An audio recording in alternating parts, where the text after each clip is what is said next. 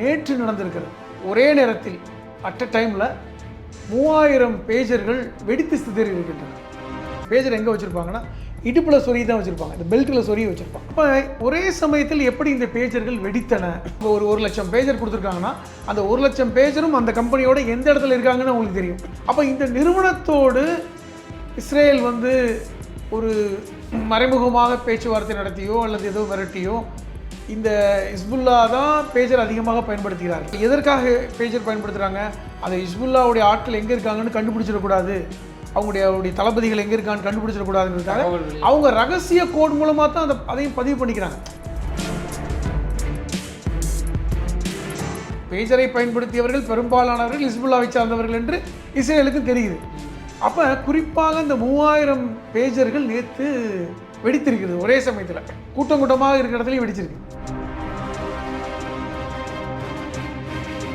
ஈரானுடைய தூதர் முஸ்தபா அமானி, அவர் லெபனானில் இருக்கின்ற ஈரானுடைய தூதர், அவருமே காயமடைஞ்சிருக்கிறார். அது மட்டும் இல்லாமல் ஹிஸ்புல்லாவுடைய ஒரு தலைவர் கொல்லப்பட்டிருக்கிறார். உளவு நிறுவனம் மொசாத் கரெக்டாக பிளான் பண்ணி செஞ்சிருக்கிறார்.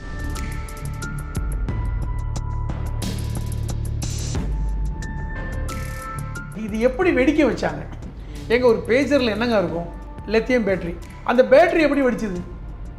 இன்ன வரைக்கும் எந்த நாடும் எப்படி வெடிச்சதுன்னு கண்டுபிடிக்க தெரியல. அட் அ டைமில் அந்த நிறுவனம் எந்த செய்தியை அனுப்புனா அந்த பேட்டரி வெடிக்கும். மகிழ்ச்சியான ஒரு செய்தியாக பார்க்கிறார்கள். என்னென்னா, இன்னைக்கு உலக தலைவர்கள் ரகசியமாக பேஜரை பயன்படுத்துகிறார். பேஜரில் போகிற செய்தியை நிறுவனம் மட்டும்தான் தெரியும். அப்போ அரசாங்கமே கூட ஒரு நிறுவனம் நடத்தி கூட பேஜரை உருவாக்கலாம். சாதாரண மக்களும் இன்னைக்கு பேஜரை பயன்படுத்துவதை தவிர்த்திருப்பார்கள்.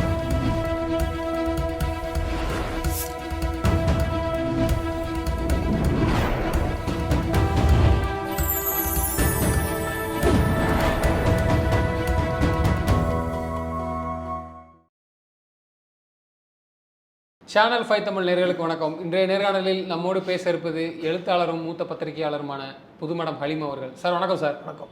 சமீபத்தில் நடந்த இந்த ஹிஸ்புல்லா அமைப்பு லெபனானில் அந்த அமைப்பில் உள்ள அவங்களாம் பேஜர் ஒன்று யூஸ் படுத்தினவங்களாம் தொடர்ச்சியாக குண்டு வெடிச்சிருக்கு. அதில் மர்மம் என்ன சார்? எதுக்காண்டி அது போன்ற தாக்குதல்? அதில் இஸ்ரேல் இருக்குது அப்படின்னு சொல்கிறாங்க. முதல்ல பேஜர்னா என்ன அப்படின்னு நீங்கள் தெரிஞ்சாதான் அதனோட பற்றி நம்ம விளக்க முடியும். காரணம், இன்றைய இளைஞர்களுக்கு பேஜர் பயன்படுத்திய அனுபவமே கிடையாது. நானே பார்த்துருக்கேன், நீங்கள் பார்த்துருக்க மாட்டீங்க. நாங்கள் கல்லூரியில் படிக்கின்ற காலத்தில் பேஜரை பயன்படுத்தினோம். பேஜர் என்பது ஒரு சின்ன செவ்வக வடிவத்தில் இருக்கின்ற இவ்வளோ தான் இருக்கும், கையடக்கமாக இருக்கும். அது ஒன்லி செய்திகளை மட்டும் ரிசீவ் பண்ணக்கூடிய ஒரு மெஷின். அதாவது பேஜருங்கிறது ஒரு நிறுவனம், அவங்க அதை அறிமுகப்படுத்தினாங்க. அது என்னென்னா, ஒவ்வொருக்கும் பேஜர் நம்பர் கொடுத்துருவாங்க. டெலிஃபோன் நம்பர் மாதிரி ஒரு 10 இலக்க நம்பர் இருக்கும். அந்த நம்பரை வைத்து கொண்டால் நீங்கள் எந்த பேஜரை வேணாலும் பயன்படுத்திக்கலாம். இவர் தனிப்பட்ட ஒருத்தர் பேரில் தான் பேஜர் இருக்குன்னு அவசியம் இல்லை. ஒரு நிறுவனமே பார்த்தீங்கன்னா 50லேருந்து 100 பேஜர்களை வாங்குவார்கள், எல்லா எம்ப்ளாயிஸுக்கு கொடுப்பாங்க. அந்த நம்பர் யார்கிட்ட இருக்குன்னு மட்டும் தான் பார்ப்பாங்க. ஏனென்றால் பேஜருக்குன்ட்டு ஒரு தனியான ஒரு நபருக்கு பேஜர் தொடர்புடையதாக இருக்காது. மொத்தமாக நிறுவனம் கொள்முதல் செய்யும். அந்த பேஜருடைய அனுபவம், அதனுடைய பயன்பாடு என்பது என்னென்னா, நீங்கள் நீங்கள் எங்கே இருக்கிறீங்க, எங்களை தொடர்பு கொள்ளுங்க அப்படிங்கிற செய்திகள், அல்லது ஒரு நல்லதோ கெட்டதோ செய்திகள், நீங்கள் இந்த இடத்துக்கு போங்க வாங்க அப்படிங்கிற செய்திகளை, இப்போ நம்ம எஸ்எம்எஸ்ன்னு சொல்கிறோம்ல, மெசேஜ் போட்டோம், அதுதான். அந்த செய்திகளை நேரடியாக பேஜருக்கு அனுப்ப முடியாது. அந்த பேஜர் நிறுவனம் இருக்குது பார்த்தீங்களா, அந்த நிறுவனத்துக்கு இந்த நம்பருக்கு இந்த செய்தி அனுப்புங்கன்னு இங்கேருந்து சொல்லுவாங்க. அந்த நிறுவனம் அந்த செய்தி அனுப்பும். இப்படி தான் தொடர்பு நிறுவனம் அவங்களுக்கு அனுப்பும். அந்த காலகட்டத்தில் அது ஒரு பெரிய புரட்சியாக பார்க்கப்பட்டது. ஏன்னா ஒரு ஃபோன் என்றால் ட்ரங்கால் புக்கிங் தான் பண்ணுவாங்க, ட்ரங்க் புக்கிங் பண்ணுவாங்க, இல்லை எஸ்டிடி பூத்துக்கு பேசுவாங்க. அந்த டயல் ஃபோன் தான். ஆனால் இருக்கிற இடத்துக்கே செய்தி வருதுங்கிறது பெரிய ஒரு புரட்சியாக இருந்தது. ஏன்னா நம்ம இருக்கிற இடத்த தேடி ஒரு செய்தி வந்துடுது, ஒரு ஆள் சொல்லிவிட வேண்டிய அவசியம் இல்லை.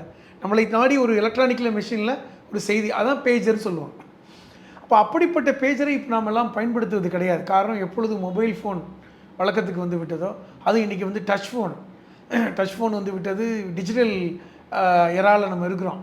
அப்போ இப்படிப்பட்ட சூழலில் அந்த பேஜருக்கான அதனுடைய தேவைகள் குறைந்து போய்விட்டது, நம்ம விட்டுட்டோம். இப்போ இங்கே இருக்கின்ற லெபனான் என்பது இஸ்ரேலுக்கு பக்கத்தில் இருக்குதுன்னு நம்ம பேசியிருக்கோம். இந்த லெபனானில் தான், அதுவும் குறிப்பாக தெற்கு லெபனானில் இந்த ஹிஸ்புல்லா அமைப்பினர் நிறையா இருக்காங்க. ஹிஸ்புல்லா என்பது நீங்கள் வெறுமனே ஒரு இனக்குழுவோ இல்லை தீவிரவாதி குழுன்னு பார்க்க முடியாது. காரணம் ஹிஸ்புல்லா அந்த நாட்டில் ஆட்சியில் பங்கெடுக்கக்கூடிய ஒரு அரசியல் கட்சியாகவும் இருக்குது. ஹிஸ்புல்லா பேரில் அரசியல் கட்சியும் இருக்குது. அவர்களில் சிலர் அமைச்சராகவும் இருக்காங்க. தெற்கு லெபனான் முழுவதும் அவர்களுடைய ஆதரவு இருக்கிறது. குறிப்பாக இந்த ஷியா முஸ்லீம் என்று சொல்லக்கூடிய ஈரானுடைய ஆதரவு பெற்ற மக்கள் அங்கே இருக்கிறாங்க. அவர்களுடைய அந்த அரசியல் கட்சி தான் ஹிஸ்புல்லா. இந்த ஹிஸ்புல்லா ஆயுதமேந்திய குழு தான். நம்ம வந்து பல்வேறு உதாரணங்களை சொல்ல முடியும், நிகழ்கால உதாரணங்களை. ஆயுதமேந்தியவர்கள் அவர்கள் ஏற்கனவே இஸ்ரேலில் வான்வெளி தாக்குதல் நடத்துகிறாங்க, ட்ரோன் மூலமாக நடத்துகிறாங்க. இது நடந்து கொண்டு தான் இருக்கிறது. இந்த சூழலில் தான் இந்த சம்பவம் நேற்று நடந்திருக்கிறது. என்னென்னா ஒரே நேரத்தில் அட் அ டைமில் 3000 பேஜர்கள் வெடித்து சிதறி இருக்கின்றன. எல்லாருமே என்ன செய்வாங்க, அந்த பேஜர் எங்கே வச்சுருப்பாங்கன்னா இடுப்பில் சொறி தான் வச்சுருப்பாங்க, இந்த பெல்ட்டில் சொறி வச்சுருப்பாங்க. அது ஒரு கிளிப் இருக்கும் அந்த பேஜர், அல்லது வந்து நம்ம சட்டை பாக்கெட்டில் போட்டு வச்சுருப்பாங்க. அப்போ ஒரே சமயத்தில் எப்படி இந்த பேஜர்கள் வெடித்தன, அதில் என்ன வசதி இருக்குது? இப்போ மொபைல் ஃபோன்னா எந்த இடத்துல நீங்கள் இருக்கீங்க, உங்கள் லொக்கேஷன் என்னன்னு கண்டுபிடிக்க முடியும், சிக்னலை வச்சு தெரியும். பேஜருக்குமே சிக்னல் இருக்குது. ஏன்னா அது எதோட கனெக்டாக இருக்குன்னா அந்த நிறுவனத்தோடு தான் கனெக்டாக இருக்கும். எந்த கம்பெனியுடைய பேஜர் இருக்கோ அந்த நிறுவனத்தோடு அந்த பேஜர் தொடர்புடையதாக இருக்கும். அவங்க ஒரு 1,00,000 பேஜர் கொடுத்துருக்காங்கன்னா அந்த 1,00,000 பேஜரும் அந்த கம்பெனியோட எந்த இடத்துல இருக்காங்கன்னு அவங்களுக்கு தெரியும். ஆனால் இன்னொருத்தரை கண்டுபிடிக்க முடியாது. அப்போ இந்த நிறுவனத்தோடு இஸ்ரேல் வந்து ஒரு மறைமுகமாக பேச்சுவார்த்தை நடத்தியோ அல்லது ஏதோ மிரட்டியோ இந்த ஹிஸ்புல்லா தான் பேஜர் அதிகமாக பயன்படுத்துகிறார்கள். ஏன்னா உங்களுக்கு லெபனானில் மற்றவர்கள்லாம் மொபைல் ஃபோன் வச்சுருப்பாங்க. ஏனென்றால் எதற்காக பேஜர் பயன்படுத்துகிறாங்க? அந்த ஹிஸ்புல்லாவுடைய ஆட்கள் எங்கே இருக்காங்கன்னு கண்டுபிடிச்சிடக்கூடாது, அவங்களுடைய தளபதிகள் எங்கே இருக்கான்னு கண்டுபிடிச்சிடக்கூடாதுங்கிறதுக்காக அவங்க ரகசிய கோட் மூலமாக தான் அதையும் பதிவு பண்ணிக்கிறாங்க. இப்போ பேஜரில் கூட வெளிப்படையான செய்திகளை அவர்கள் பரிமாறுவதில்லை. இப்போ 008 அந்த மாதிரி அல்லது XYZ ஏதோ ஒன்று சொன்னால் உங்களுக்கு எனக்கும் புரியாது. அந்த மாதிரி ரகசிய கோடை இந்த பேஜர்களில் பண்டமாற்று செய்து கொடுக்கார். இந்த சூழலில் தான் ஹிஸ்புல்லாவுடைய தொடர்புடைய, ஏன்னால் பேஜரை பயன்படுத்தியவர்கள் பெரும்பாலானவர்கள் ஹிஸ்புல்லாவை சார்ந்தவர்கள் என்று இஸ்ரேலுக்கு தெரியுது. அப்போ குறிப்பாக இந்த 3000 பேஜர்கள் நேற்று வெடித்திருக்கிறது. ஒரே சமயத்தில் கூட்டம் கூட்டமாக இருக்கிற இடத்துலையும் வெடிச்சிருக்கு. அதில் 8 பேர் கொல்லப்பட்டாங்க. என்ன காரணம்? ஒருவேளை அவர் நெஞ்சுக்கு பக்கத்தில் வச்சுருந்துருக்கலாம், அல்லது வேறு கையில் வச்சுருந்தா அது வந்து காயம் அடைஞ்சிருக்கு. இப்படி ஏதோ ஒரு வகையில் 8 பேர் கொல்லப்படுகிறார்கள். அதில் குறிப்பாக பார்த்தீங்கன்னா ஈரானுடைய தூதர் முஸ்தபா அமானி, அவர் லெபனானில் இருக்கின்ற ஈரானுடைய தூதர், அவருமே காயம் அடைஞ்சிருக்கிறார். அப்போ அவரையும் பயன்படுத்திருக்காருன்னு அர்த்தம். இப்போ ஈரானுடைய தூதர் முஸ்தபா அமானி அவர் பேர்.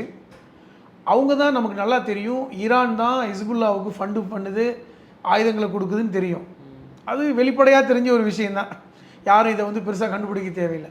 ஆனால் எதாச்சியாக இந்த முஸ்தபா அமானியும் இந்த பேஜரை வச்சுருந்துருக்கார், அவரும் காயமடைந்ததாக செய்தி வருது.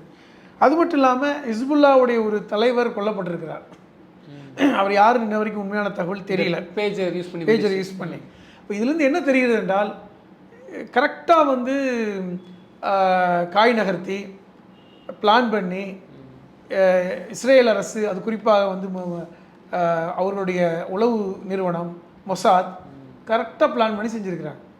இந்த மாதிரி விஷயத்தை வந்து இஸ்ரேலுடைய மொசாத் வந்து ரொம்ப துல்லியமாக செய்யக்கூடியவர்கள் தான். இல்லை, இதுக்கு வந்து உள்ளுக்குள்ளே ஆள் இருக்கு. அப்படி ஒரு ஈரான் நாட்டுக்குள்ள இஸ்மாயில் ஹனியாவை ஈரானுடைய இவ்வளவு பாதுகாப்பு அதிகாரிகள் இருக்கிற இடத்துல கொண்டாங்கல்ல, அப்போ எப்படி எல்லா இடத்துலையும் ஊடுருவோங்கிறது தானே அவங்களுடைய கான்செப்ட். இல்லை, அதான் அவங்களுக்குள்ளே ஒரு பிளாக் ஷீப் மாதிரி, கருப்பாடு மாதிரி ஹிஸ்புல்லாவிலே இருந்திருப்பாங்கங்க. ஹிஸ்புல்லாக்குள்ளே வந்து ஆளை உள்ள விட்டுருப்பாங்க. அந்த அளவுக்கு ஒரு ஊடுருவக்கூடியவர்கள் தான். இது என்னன்னா, இது என்ன ஒரு அதிர்ச்சினா உலகத்துக்கு, இது எப்படி வெடிக்க வச்சாங்க? ஒரு பேஜரில் என்னங்க இருக்கும், ஒரு சிஸ்டம் வந்து ரிசீவ் பண்ணக்கூடிய சிஸ்டம் இருக்கும், மொபைல் மாதிரி. அதுலேயும் எந்த அளவுக்கு இருக்குமான்னு தெரியாது. ஒன்லி மெசேஜ் தான் ரிசீவ் பண்ணுவாங்க, வாய்ஸ் கிடையாது. பேஜரில் நீங்கள் வாய்ஸ் ரிசீவ் பண்ண முடியாது. கிட்டத்தட்ட கால்குலேட்டர் டிஸ்ப்ளே, டிஜிட்டல் கிடையாது, அனலாக் தான். அனலாக்கில் ஒரு சிஸ்டம். பேட்ரி கூட பார்த்தீங்கன்னா வந்து ஒரு வகையான அந்த லித்தியம் பேட்ரி, அந்த பேட்ரி தான் வெடிச்சிருக்கணும், லித்தியம் பேட்ரி. அந்த பேட்ரி எப்படி வெடிச்சது இன்ன வரைக்கும் எந்த நாடும் எப்படி வெடிச்சதுன்னு கண்டுபிடிக்க தெரியல. அட் அ டைமில் அந்த நிறுவனம் எந்த செய்தியை அனுப்புனா அந்த பேட்டரி வெடிக்கும், ஏதோ ஒரு செய்தியை அனுப்பி தான் பேட்டரி வெடிக்க வச்சிருக்கு. அப்படிதான் வெடிக்க வச்சிருக்கா அப்போ? அப்படி தான் நடந்திருக்கணும். எப்படி வேற எப்படி வெடிச்சிருக்கும்? இல்லை, ஒரே நேரத்தில் ஒரே செய்தியை எல்லாத்துக்கும் பரவாயில்ல. அதாங்க ஏதோ ஒரு கால்குலேஷன். அது இது எப்படி ஒரு பேஜர் வெடிக்குமாங்கிறதே முதல்ல சந்தேகம். ஏன்னால் இது வரைக்கும் பேஜர் வெடிச்சதா பழைய காலத்தில் கூட சரித்திரம் இல்லை. மொபைல் வெடிச்சிருக்கு. ஆனால் ஒரு விஷயத்தை நம்ம பார்க்குறோம், மொபைல் ஃபோனுடைய பேட்டரி வெடிச்சிருக்கு. இப்போவுமே சமீப காலத்தில் ஒரு மொபைல் பயன்படுத்தினாரு, அந்த ஃபோனை சார்ஜ் போட்டுட்டு இருக்கும்போது பயன்படுத்துறதுனால பேட்டரி வெடிச்சிருச்சு. அதிகமாக யூஸ் பண்ணி ஹீட் ஆனதுனாலே வெடிக்கும். அப்போ அந்த லித்தியம் பேட்டரி ஹீட் ஆனதுக்கு என்ன செய்தி அனுப்பிச்சாங்க? நீ அப்படி தான் யோசிக்கணும். அந்த பேட்டரி வெடிக்கிறதுக்கு ஹீட் ஆகணும், வெப்பம் அதிகமாகணும். அது என்ன ஒரு உள்ளுக்குள்ளே வந்து சாஃப்ட்வேரை பயன்படுத்திக்கிட்டு புதுசாக பேஜரை விற்றாங்கன்னு நமக்கு தெரியாதுல்ல. பழைய பேஜரில் இல்லை, புதிய பேஜரில் ஏதோ ஒரு ப்ரோக்ராம், அதாவது ஒரு குறிப்பிட்ட செய்தி வரும்போது பேட்டரி வந்து ஹீட் ஆகிற மாதிரி நினைக்கலாம்ல. அந்த செய்தியை வந்து அட் அ டைமில் ஒரு 3000 பேருக்கு இந்த நிறுவனம் அனுப்பலாம்ல. ஏதோ ஒரு ப்ரோக்ராமிங் தானே, ஏதோ ஒரு கோடிங் தானே. இப்போ உள்ள டெக்னாலஜியில் ஒரு கோடிங்கில் வெடிக்க வைக்க முடியலாம். இப்போ இது ஒரு அதிர்ச்சியான ஒரு செய்தியாக பார்க்கிறார்கள். என்னென்னா, இன்றைக்கி உலக தலைவர்கள் ரகசியமாக பேஜரை பயன்படுத்துகிறார்கள். இன்றைக்கும் சொல்கிறேன், உலக தலைவர்கள் பயன்படுத்துகிறாங்க. ஏன்னா மொபைல் ஃபோன்னா உங்களை வந்து டேப் பண்ண முடியும். மொபைல் ஃபோன் வந்து உங்களுடைய செய்தியை டேப் பண்ண முடியும், உங்களுடைய வாட்ஸ்அப் எல்லா காலையும் டேப் பண்ண முடியும். பட் பேஜரில் போகிற செய்தியை வந்து நிறுவனம் மட்டும்தான் தெரியும். அப்போ அரசாங்கமே கூட ஒரு நிறுவனம் நடத்தி கூட பேஜரை உருவாக்கலாம். அந்த மாதிரி அவங்களுடைய உளவுத்துறை அதில் யாராவது ஊடுருவிட்டு இருந்தாங்கன்னா இது இது இது ஒரு அதிர்ச்சியான ஒரு செய்தியாக இன்றைக்கி பார்க்கப்படுகிறது. இது அமெரிக்காவே வந்து இது பார்த்துட்டு ஒரு அதிர்ச்சியான தகவல் அப்படிங்கிற மாதிரி தான் சொல்லியிருக்காங்க. எப்படி வெடிச்சதுன்னு தெரியல. ஆனால் என்னென்னா, இஸ்ரேல் அரசு வாய மூடிக்கிட்டு இருக்கு. நாங்கள் வெடித்தோன்னு சொல்லலை, எப்படி வெடித்தோன்னு சொல்லலை, அமைதியாக இருக்காங்க. ஏனென்றால் இது வந்து ஒரு நிச்சயமாக ஒரு கான்ஸ்பிரசி ரகசியம் தானே. ஆனால் இது வந்து ஒரு பெரிய திகிலை ஹிஸ்புல்லாவுக்கு ஏற்படுத்தியிருக்கும். இன்றைக்கி எல்லாருமே பேஜரை தூக்கி போட்டுருப்பாங்கல்ல, இருக்கிற டோட்டலாக தவிர்த்துருப்பாங்க. ஒரு 50,000 பேர் இருக்காங்கன்னா 50,000 பேர் பேஜர் பயன்படுத்த முடியாது. இப்போ எப்படி நீங்கள் செய்தியை பரிமாறுவாங்க? இப்போ இது ஒரு பெரிய டாக்காக இன்றைக்கி மாறி இருக்கிறது. லெபனானில் இது ஒரு சாதாரண மக்களும் இன்றைக்கி பேஜரை பயன்படுத்துவதை தவிர்த்திருப்பார்கள். இதுதான் நேற்று நடந்தது. இதுக்கிடையில் வந்து முந்தா நாள் வந்து பார்த்திங்கன்னா, அந்த ஹூதி யமான்லேருந்து அடித்த அந்த ஏவுகணைகள் கிட்டத்தட்ட 2000 கிலோமீட்டர் தூரத்தில் இருக்க யமான், அங்கேருந்து அடிச்சுக்கிட்டு இருக்காங்க. அதை வந்து ஏற்கனவே இஸ்ரேல் ஏற்கனவே சொல்லுது, இது வந்து நாங்கள் தடுத்துட்டோம் அப்படின்னு சொன்னாலும் கூட அதில் ஒருவர் கொல்லப்பட்டிருக்கிறார் என்பது அதிகாரப்பூர்வமான செய்தி. ஒரு ஏவுகணை போட்டு இஸ்ரேலில் ஒருத்தர் கொல்லப்பட்டிருக்கிறார். அது எப்படி சார் உடனே வந்து இப்போ நீங்கள் சொன்ன மாதிரி மிக தூரமாக இருக்கிறாங்க, 2000 கிலோமீட்டர்லேருந்து ஏவுகணை தாக்குதல் பண்ணும்போது அவங்க எதிர்த்தாக்குதல் பண்ணி அழிக்கிறதாகவும் பல மிஷினில் வந்து அழிக்கிறதாகவும் சொல்கிறாங்க. அது எப்படி குறிப்பிட்ட தாக்கி அதான் சொல்கிறேன். நீங்கள் வந்து இப்போ ஒரு 10 ஏவுகணையில் 9 ஏவுகணையை அவங்க தடுத்துருக்கலாம், அந்த ஒரு ஏவுகணை மிஸ் ஆகிருக்கலாம். அவங்க மொத்தத்தில் வந்து அதில் நீங்கள் வந்து அடுத்த கட்டத்துக்கு போயிருக்காங்க. இது வரைக்கும் ஏவுகணை பாலைவனத்தில் விழுந்துருச்சு அல்லது வந்து தடுத்துட்டோம், கடலில் விழுந்துருச்சுன்னு தான் சொல்லுவாங்க, ஏன்னா அவ்வளோ தூரம். ஆனால் இஸ்ரேலுமே வந்து ஏவுகணை தாக்குதல் ஈரான் மேலே பண்ணாங்க. ஈரானுமே வந்து ஆயிரக்கணக்கான கிலோமீட்டர் தூரத்தில் தான் இருக்குது.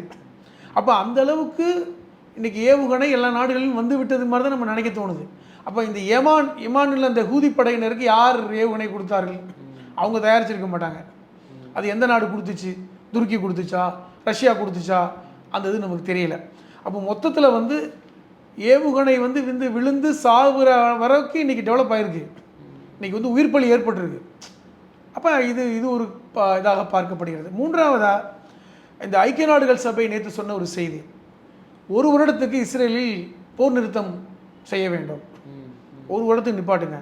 இந்த முதல்ல அமெரிக்க தேர்தலெலாம் முடிஞ்சுக்கிட்டோம், 1 வருஷம் போகட்டும். இப்போதைக்கு டெவலப்மெண்ட்ஸ் பாருங்கள். ஏற்கனவே பாதிக்கப்பட்டவர்கள், கொல்லப்பட்டவர்கள், கைகால் இழந்தவர்கள், ஊனமுற்றவர்களே ஆயிரக்கணக்கான பேர் இருக்காங்க பலஸ்தீனத்தில். இஸ்ரேல் மக்களுமே போர் நிறுத்தத்துக்கு போராடிட்டு இருக்காங்க. அதனால் 1 வருடத்துக்கு போர் நிறுத்தம் அப்படிங்கிற மாதிரி ஒரு விஷயத்தை கொண்டு வந்திருக்காங்க. ஐக்கிய நாடுகள் சபையில் இது வந்து எல்லோருமே ஏகமானதாக ஏற்றிருக்காங்க. ஆனால் இஸ்ரேல் ஏற்றுக்கல, வழக்கம் போல். இதுதான் ட்ரம்புக்கும் கமலா ஹாரிஸுக்கும் போட்டி பலமாக இருக்குது. இப்போ கமலா ஹாரிஸ் வந்து வெற்றி வாய்ப்பு என்பது கொஞ்சம் கூடுதலாக இருக்குது என்று வருகின்ற செய்திகள். அதாவது அவர்கள் 2 பேரும் நேருக்கு நேர் பேசுனாங்கல்ல, பிரசிடென்ஷியல் டாக்னு ஒன்று நடந்தது, டிபேட். அதில் வந்து இது பட்டவர்த்தனமாக இந்த குற்றச்சாட்டை முன்வைத்தார் ட்ரம்ப், அதில் மாற்றம் இல்லை. ஆனால் கமலா ஹாரிஸ் வெளிப்படையாக சொன்னாங்க, நாங்கள் இஸ்ரேலுக்கு தான் ஆதரவுன்னு. ஏன்னா அப்படி தான் சொல்லணும். ஏன்னா வந்து அமெரிக்காவில் இருக்கின்ற யூதர்கள், இஸ்ரேல் வம்சாவளியினர்லாம் வந்து வாக்குகள் முக்கியம். அது ஒரு அரசியல் கணக்குன்னு வைங்களேன். ஆனாலும் ட்ரம்ப் தீவிரமாக சொல்கிறாரு கமலா ஹாரிஸ் வந்து இஸ்ரேலுக்கு ஆதரவு தெரிவிக்க மாட்டாங்க. ஏன்னா ஏற்கனவே வந்து பராக் ஒபாமா இருக்கிற காலத்துலேயுமே பெருசாக ஆதரவு தெரிவிக்கல. ஈரானுக்கெல்லாம் பராக் ஒபாமா போனார் அப்படிங்கிற குற்றச்சாட்டை வைக்கிறார். அதுக்கு ஏற்றார் போல தான் வந்து ட்ரம்ப் வந்து 2ஆம் முறையாக கொலை முயற்சியில் மாட்டினார். ஏற்கனவே இந்த பெனின்சுலாவில் வந்து பார்த்திங்கன்னா ஒரு சிறுவன் வந்து சுட முயற்சி பண்ணார். அந்த சிறுவனை 18 வயசு பையன் தான், அவனை சுட்டு கொண்டாங்க. இப்போ நடக்கிற இந்த புளோரிடா மாநிலத்தில் முந்தான பிரச்சாரத்தில் வந்து அந்த கோல்ஃப் மைதானத்துக்கு போயிட்டு இருக்க சமயத்தில் ஒருத்தர் வந்து AK-47 வச்சு துப்பாக்கி சுட முயற்சி பண்ணாருன்னு சொல்லி அவரை கைது பண்ணியிருக்காங்க. அவர் பேர் கூட ரியான் வெஸ்ட் ரூத்னு சொல்லிட்டு. அவர் 58 வயசுக்காரர் தான். இன்னும் சொல்லப்போனால் 2016 ட்ரம்புக்கு தான் வாக்களித்தேன்னு அவருடைய முகநூல் பக்கத்திலே இருக்குது. இந்த அரசியலை நம்ம புரிஞ்சுக்க முடியாது.